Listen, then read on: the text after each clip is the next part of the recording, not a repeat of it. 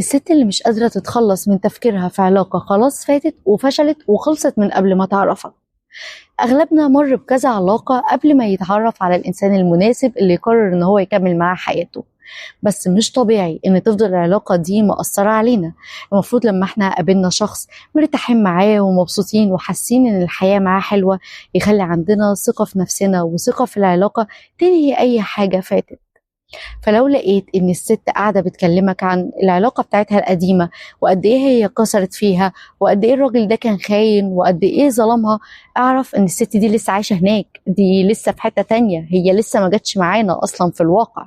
فاعرف ان انت بالنسبه لها مجرد اداه بتعوض بيها الاحساس اللي هي حسته، عايزه تحاول تحس ان هي مقبوله تاني او ان هي قادره تدخل علاقه تاني او بتجرب معاك يمكن تطلع كويس. لو انت كنت مع واحده من النوع ده من الستات وقررت ان انت تكمل العلاقه، فهتلاقي نفسك دايما بتحاول ان انت تثبت ان انت احسن من الراجل اللي كان في حياتها، احسن من الراجل اللي خانها او غدر بيها او طلع مش قد المسؤوليه.